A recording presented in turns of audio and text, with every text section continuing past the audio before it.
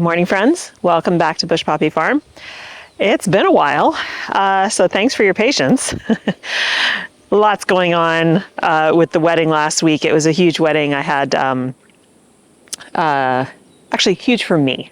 Not a huge wedding for most florists, but as a single person who doesn't have any staff, it was a big wedding for me. So I had to make a bridal bouquet, 5 bridesmaids bouquets, and a boutonniere, and then 45 bud vases. And it all turned out great. I'll insert some pictures here. Not the greatest photos, but it went well. And I'm assuming that the bride and groom were happy with the flowers. I go up to pick up all of those vases and stuff on Wednesday. It's about 3.5 hours round trip. So that'll be the bulk of the day on Wednesday. But it is Monday. I've harvested for the CSA at the farm, and we are in the home garden because today we are going to be doing some more direct sowing and some planting. I have the garlic bed empty now. Harvested garlic a couple days ago. The heads are not huge, but it's okay. They're fine. There's no weirdness going on, no disease. We should be able to store them just fine. So this bed is a 4x4 bed. It is empty now except for one watermelon that is under cloches because everything keeps getting eaten. The traps are catching the rodents, but there's so many of them, so many. I really would love to be able to put 2 cats in this garden area. It's pretty small, but we're really close to a busy road, a really busy road. And there's a lot of predators around here. So I'm very anxious about that, because even though they would be feral cats, they're called working cats. You get them from the county, who has a feral rescue cat program, and you can get cats to bring to your farm. They usually request to do it in 2s, which makes perfect sense.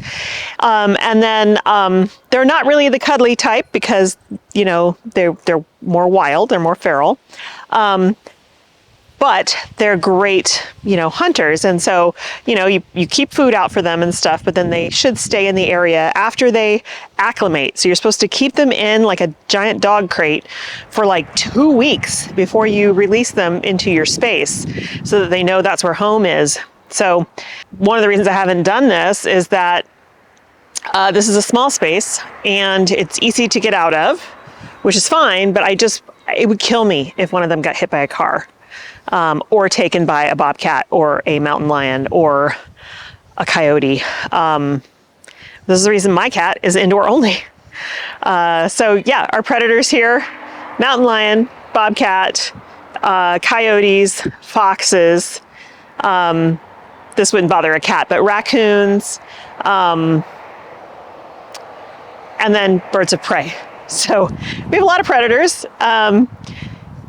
But I think the only way to really control the rodent population in this garden and at the farm will be with cats. So yeah, we'll see. I've been thinking about it for literally 2 years. I don't want any animals to get hurt or suffer for me to try to keep the rodent population down. So, okay, so what are we doing? What are we planting? Okay, so here is my 4x4 foot bed. This was the garlic bed. It's got some weeds in it. The soil is still in pretty good shape because the garlic got fertilized multiple times. So I'm just gonna weed, and then we're gonna direct sow some corn, which I already did direct sow in here and it got eaten. Difference is this time I will be covering the whole bed with hoop and netting to try to limit the amount of damage that is being done. So I'm going to direct sow this Ashworth corn again, because every corn plant in the whole garden has been decimated. So I have no corn this year, and it's not too late. These guys are 75 days. So plenty of time to get these guys to maturity and have some actual corn. And I'm gonna sow some Cinderella pumpkins. Again, plenty of time for these guys. These are 105 days to maturity, so we'll definitely be getting them by October time frame. And also going in this bed, seems like a weird mixture of things, more sweet potatoes. So I had a beautiful sweet potato that still looks amazing. It's still hard and solid. We're gonna eat it soon. Sprout in the cupboard. And so I cut them all off and I put them in a jar of water, and we've got roots. So I'm gonna plant all these guys in this raised bed as well, because it is very fluffy soil. I will loosen the soil a little bit just to kind of mush things up. I'll add a little bit of fertilizer and scratch it in, and then we will plant all this stuff. We'll put the hoops down, we'll cover it with netting, and hopefully that will mean that we have harvest without destruction.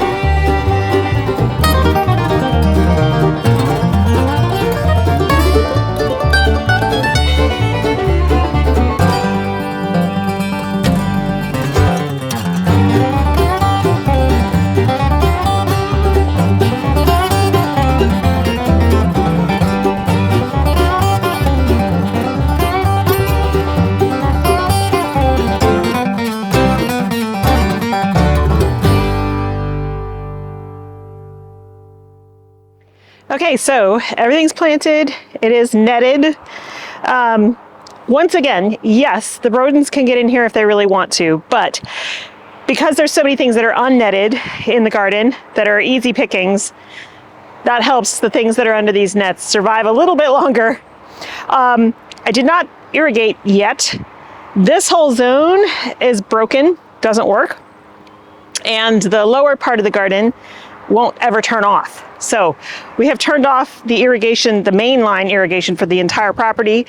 And thankfully we have somebody who's an expert in this to come out and help us with that today. I can do things like set up drip systems, but I am not at all schooled or skilled in setting up valves and finding those kind of issues, things with solenoids, all that kind of stuff. I can't do that. So we have an expert coming to do that for us today, and I'm very excited because I've been hand watering for a couple of weeks, and hand watering is just not the same. It just doesn't give the consistency that plants really thrive on. And I'm really worried about our tomatoes. They look great, but because the irrigation ran nonstop, it's just drip, but for nonstop for days before I realized it, I'm worried that we're gonna get a lot of splitting in those tomatoes because there's been too much water, and then it'll go back to measured water. So we'll see. Thankfully, all the tomatoes are still pretty small and very green. Hopefully, the water won't be a problem right now. So let me show you what we're about to harvest. This is a yarrow that I planted 2 years ago, and it is finally starting to really produce. They're gorgeous. So this yarrow, and I don't even remember the name, honestly. I did not grow it from seed, but I love this kind of burnt orange color. It's gorgeous. Now with yarrow, you don't want to harvest it too soon. So like these stems here only have a little bit of color on them. They're super floppy. They just won't hold up in a vase. When they're like this and they're stiff, that's when you can harvest them. So I'm gonna cut deep into the plant.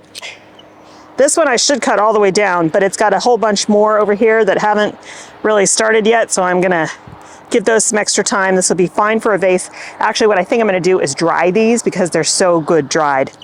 This one I am gonna cut deep. And that can go in one of the bouquets this week. There's a few more here that are good. And you know, we're at the beginning of July. These will keep producing for the entire summer up until our first frost. Now this one I'm gonna dry.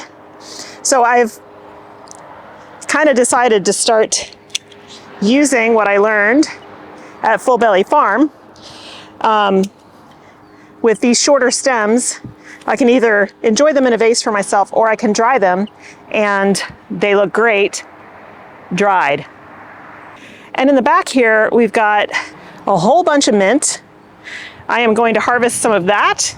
This mint is a great foliage for bouquets, and because it's been here for a couple of weeks, it's really tall. I'm gonna have to go on the other side to get some of the taller stuff. So this is just mint that escaped from the garden, I don't know, 5 or 6 years ago. And I keep it because it makes an amazing filler, smells really good. And I can also make some tea from it if I want to. So I am gonna strip these stems back because in a bouquet, you want all the stuff above the water line. Anything below the water line is gonna make the water pretty gross very quickly. Now, yes, I could keep those leaves and dry them for tea, but I have like a whole bed here of mint. I'm not gonna worry about that. So let me harvest the rest of this that I'll need for today, get it into some water, hydration, because it will wilt until it gets rehydrated.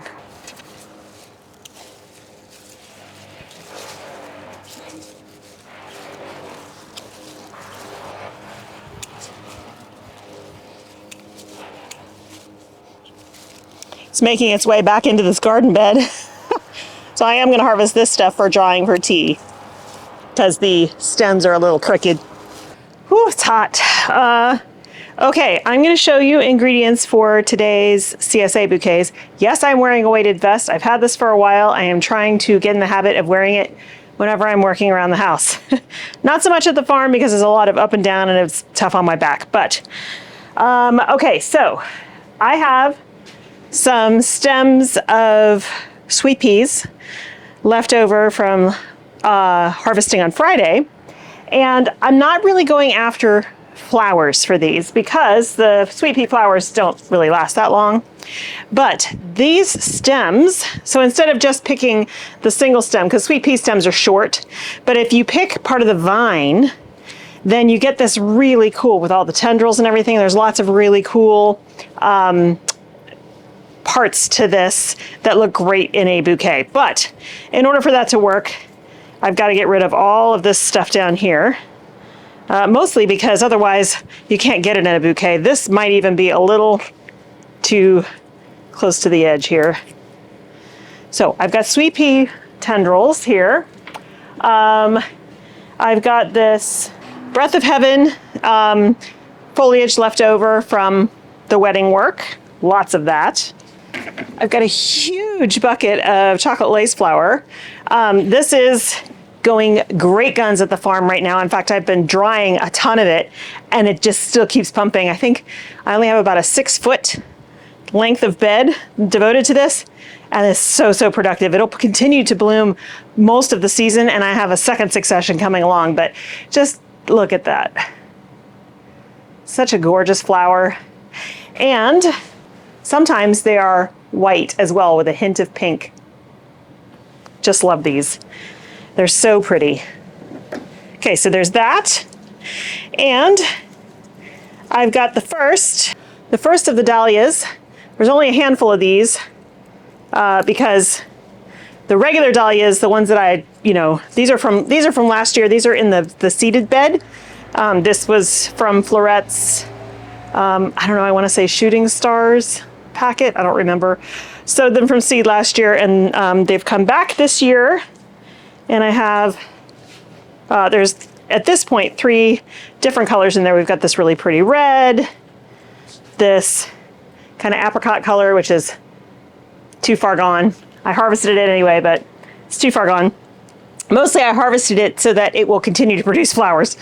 And then we've got this really pretty white. But as you can see, when they start to lose their petals, it's just gone. Like I said, I harvested those even though I knew they probably wouldn't hold up, mostly just because you want the plant to start pumping out the blooms. So that means you have to keep deadheading. So that's basically what I was doing, just cutting deep into the plant so I can get these nice long stems. And we also have a whole bunch of straw flower here, lots of different colors. These are really starting to produce. The plants are still not as robust as they usually are, but the fact that they're producing stems, super important, and I'm just happy about that. So I will take what I can get. And we also have some sunflowers. These are from Sunflower Steve. This is the Van Gogh Fantasy Mix. And what I wanted to show you is this is actually the stage that you want to be harvesting them in for the longest vase life. So it's really as the petals are just starting to lift off the vase. When they're really open like this, they're beautiful, but they don't last as long. So sunflowers as well. And then of course we have the mint that we harvested as a foliage, and I have more, I have some pretty yarrow and more sweet pea vines and stuff to work with. So I'm gonna get started. I only have 5 bouquets to make today, so this should go pretty quick, but it'll be fun to work with some of these new ingredients that are only just now starting to become available because it's getting warm finally, and we're getting some production at the farm.